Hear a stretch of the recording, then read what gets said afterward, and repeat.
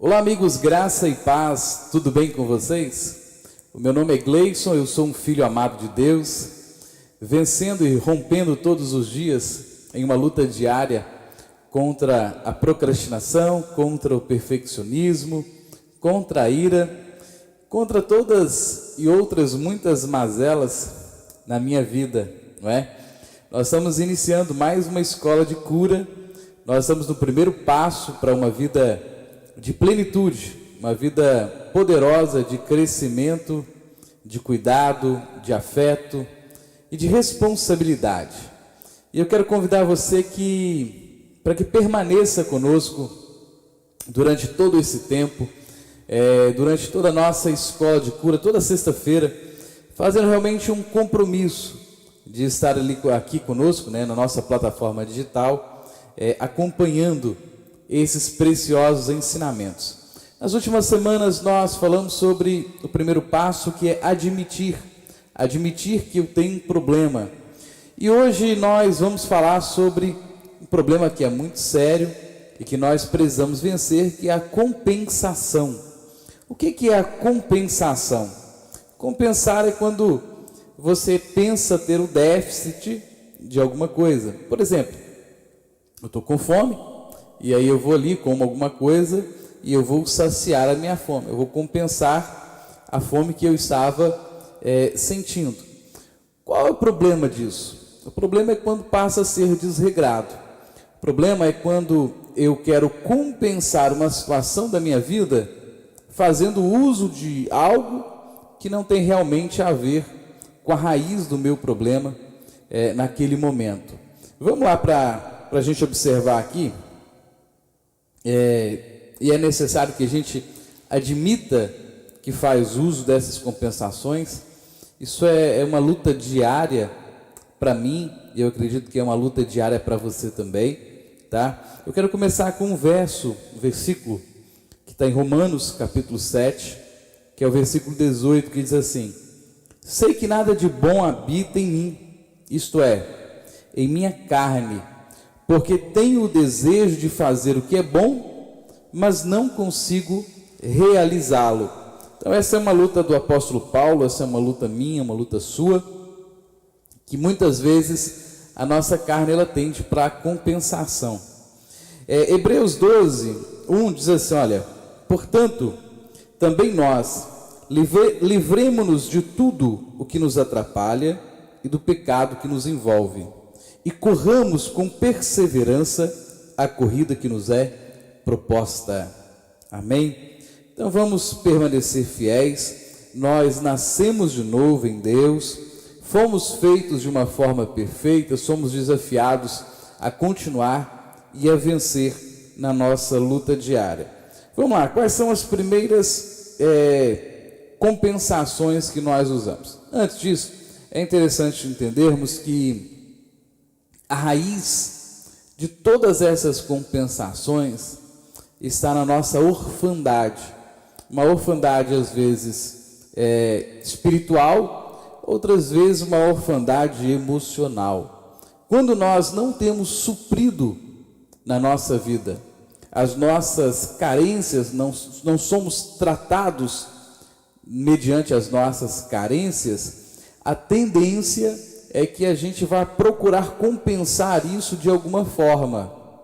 Isso acontece quando você vai para os seus vícios, isso acontece às vezes na comida e em tantas outras formas de compensação, que vão gerando a sua ansiedade, que vão gerando uma série de transtornos emocionais e também espirituais para a sua vida.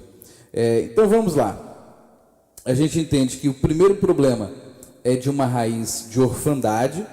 Gênesis 3:8 diz assim: ouvindo o homem e sua mulher os passos do Senhor, desde que andava pelo jardim, e Deus soprava a brisa do dia, esconderam-se da presença do Senhor dentre as árvores do jardim. Então a gente percebe que a desobediência ali, ela quebrou um vínculo de relacionamento muito próximo que havia entre o pai e o filho, que era a sua criação.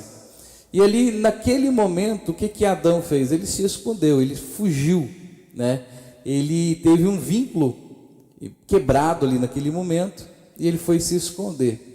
O que isso sugere para mim, para você, no nosso dia a dia?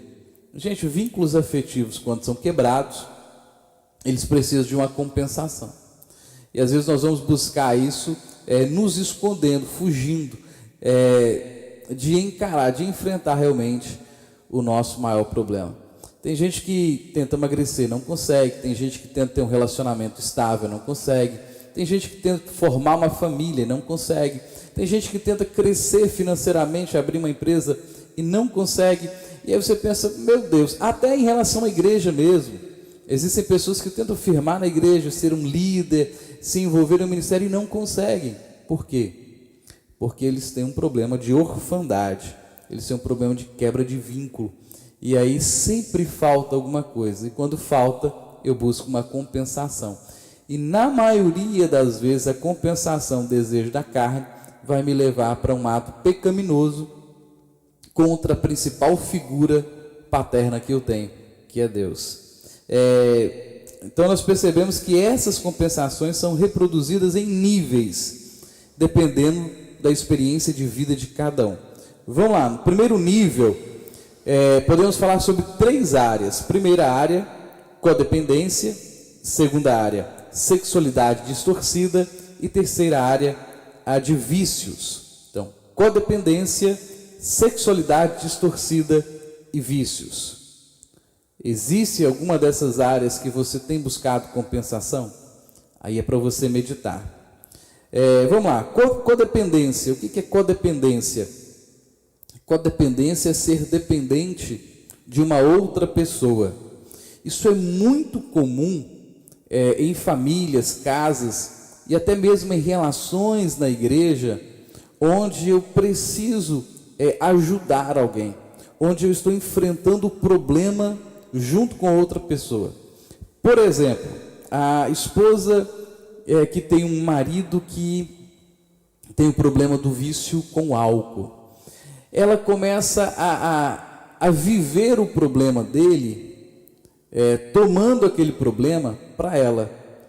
E aí quando eu tomo o problema do outro para mim, às vezes eu ajo de uma forma, eu vou agir de uma forma condescendente com aquele comportamento.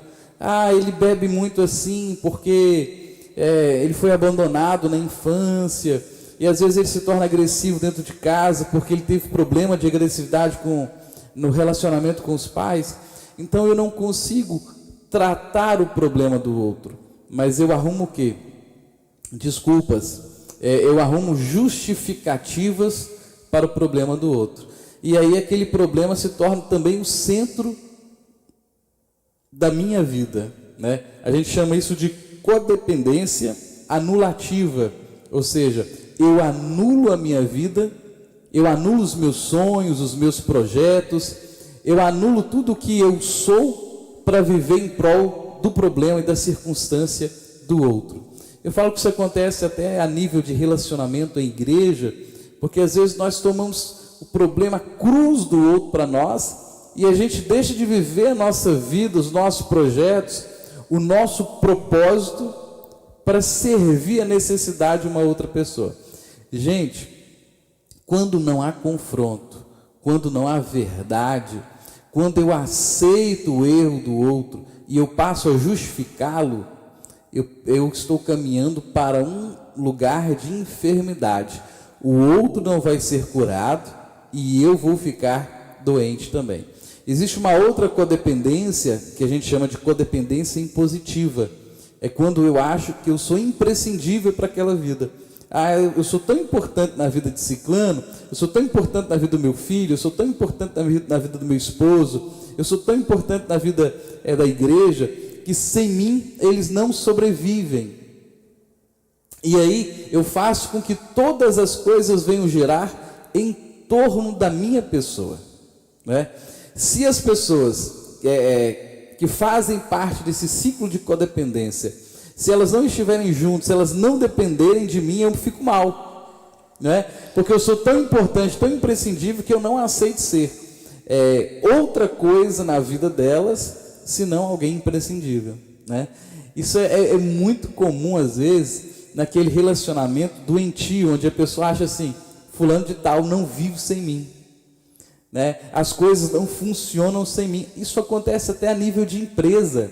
Eu não sei se vocês já perceberam isso, mas tem gente que acha que é insubstituível e faz com que todo mundo e todas as ações sejam centralizadas na sua direção. Isso é uma codependência, e a gente chama de codependência impositiva, tá? De todas as formas, tanto a codependência impositiva quanto a anulativa, elas não fazem bem para você. Eu percebo que Jesus, ele caminhou com os seus discípulos durante 3 anos e meio, mas Jesus tinha um propósito. Qual era o propósito de Jesus? Que eles ficassem ali todos os anos debaixo das suas asas, dependendo dos seus milagres e da multiplicação dos seus pães e peixes, de forma nenhuma. A intenção de Jesus é: eu quero enviar vocês, eu quero preparar vocês para que vocês possam ser enviados, direcionados. Vocês não vão ser codependentes, vocês vão realizar obras muito semelhantes e talvez até maiores do que aquelas que eu já realizei. Ok, gente? Outro meio de compensação na nossa vida é a sexualidade distorcida. 1 Coríntios 6,19 diz assim: acaso não sabem que o corpo de vocês é santuário do Espírito Santo que habita em vocês, que lhes foi dado por Deus e que vocês não são de si mesmos? Vocês foram comprados por alto preço, portanto, glorifiquem a Deus com o corpo de vocês. Gente, a questão sexual, ela é muito distorcida hoje em dia, né? Nós temos uma série de problemas, vamos assim dizer, em relação à questão da sexualidade. Isso fica evidente nas mídias sociais hoje, isso fica evidente no comportamento, às vezes, da criança ao comportamento do idoso. O que a gente tem para falar sobre essa questão da distorção sexual? Nós entendemos que há um princípio bíblico. Qual é o princípio? Deus criou o homem e a mulher para que eles se unissem e ali eles pudessem ser uma só carne, refletindo então a glória de Deus. A glória de Deus, o lugar onde ela é refletida com o maior poder e intensidade, é na família. A família, ela mostra toda a cooperação, todo o respeito, toda a mutualidade que há no céu entre o Pai, o Filho e o Espírito Santo. Por isso que a família é tão atacada, a instituição família tradicional é tão atacada nos dias de hoje. E ela é atacada por quem? Por pessoas que têm problemas de orfandade emocional, pessoas que têm revoltas por quebras de vínculo e assim por diante. Então essas distorções sexuais, elas acontecem por causa de um sentimento também de orfandade. Quando a pessoa não encontra o seu propósito, a sua raiz, e ela quer a todo custo compensar isso através dos seus relacionamentos sexuais. O que isso causa, gente? Causa depressão. Isso causa culpa, porque muitas vezes esse relacionamento sexual ele é gerado dentro de uma ilegalidade, vamos assim dizer, né? Por causa do adultério, da traição, da desonestidade, da mentira com o outro. Às vezes são homens e mulheres que se entregam a prazeres momentâneos e depois se sentem sujos pela forma como isso aconteceu. Outra coisa, baixa autoestima, a pessoa começa a sentir que não tem valor, né? Nós já lidamos com pessoas assim algumas vezes, que se propuseram a fazer coisas assim, num certo conceito, absurdas, mas fizeram para se sentirem, entre aspas, amadas, queridas, para fazerem parte de uma relação, de ter alguém por perto. por causa da solidão que sentiam, né? Essa orfandade que tinham. Então isso é muito perigoso e gera baixa autoestima, a pessoa perde o seu valor, gera também insegurança, gera angústia, gera ansiedade, né? Tudo isso por causa de uma distorção sexual. Compulsividade gera impotência, dentre outros. Pastor, o que é distorção então da sexualidade? É tudo aquilo que foge ao princípio estabelecido por Deus. O sexo é para o casamento. Eu sei que às vezes é difícil de aceitar isso, né, no mundo que nós vivemos hoje, mas o princípio de Deus não muda. Deus criou o homem e a mulher, ali Ele estabeleceu uma aliança, né? A relação sexual é uma relação de aliança, é uma relação onde há uma troca, né, de sentimentos, há uma troca de alma, né, uma ligação de alma, e ali o que um tem acaba sendo transferido, vamos dizer assim, para o outro, e isso é muito poderoso. É por isso que quando a mulher casava, né, com o homem, naquele ritual ali familiar, nos tempos dos hebreus, até nos tempos de Jesus, eles tinham a sua relação sexual, e ali havia o derramar do sangue, né? O sangue simbolizando a aliança, o rompimento de um ímã.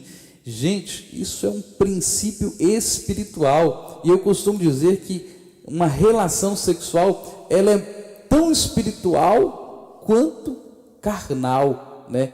Dentro de um princípio estabelecido por Deus. Então tem muita gente que vai fazer o quê? Fugir para as relações sexuais. Então são aquelas pessoas que saem todos os finais de semana à caça, são pessoas que elas têm a necessidade realmente, eu preciso, eu não estou suportando, não aguento ficar sem ter uma relação sexual, e assim por diante. É tudo exacerbado, né? E é tudo distorcido, fora de um padrão estabelecido biblicamente por Deus. Amém, gente? Outra coisa, os vícios. Romanos 7,18 diz assim: sei que nada de bom em mim habita. Os vícios é o terceiro estágio da compensação. Às vezes começa com um hábito ruim, né? Os hábitos são comportamentos não inatos que se tornam repetitivos e fixos, que acabam se consolidando na nossa memória e fazendo parte da nossa rotina. Tem gente que começa com o hábito, por exemplo, de fumar todas as manhãs, de tomar uma cachaçinha antes do almoço ou no final do expediente, e assim por diante. E esses hábitos progressivamente começam a fazer parte da rotina. Tem um livro que diz que tudo que nós fazemos por 21 dias consecutivos se torna um hábito. E às vezes esses hábitos são muito ruins, eles só existem para compensar realmente alguma necessidade deixada por esse espírito de orfandade na nossa vida. Uma outra situação é o da compulsão. A compulsão também por sua vez, um impulso ou uma sensação de estar sendo levado irresistivelmente e executar alguma ação até mesmo de forma irracional. É quando eu não consigo mais me responsabilizar, vamos dizer assim, por aquilo que eu estou fazendo, né? Eu tento, mas eu de forma compulsória sou levado a fazer, né? Isso tem a ver com comida, isso tem a ver com bebida, isso tem a ver com muitas partes da nossa vida. Eu já não faço mais pelo simples prazer, eu já não faço mais pelo simples prazer, eu faço de uma forma compulsória, porque eu não consigo mais resistir. E por último, do hábito para a compulsão, até chegar ao vício, que aí eu já me torno um escravo, e eu não consigo mais responder pelos meus atos. Eu não tenho mais domínio sobre a minha própria vontade, mas eu tornei escravo daquilo que eu sou vício. Isso é comum na vida de quem fuma, na vida de quem bebe. Mas se eu quiser parar, eu paro. Será que para mesmo? Não é?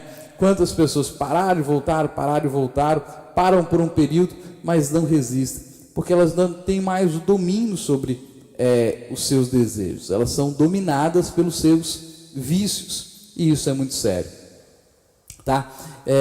Então é isso, querido, e tudo isso serve para quê? Para compensação. Quando alguém está fundado lá no seu vício, ele está tentando compensar alguma coisa.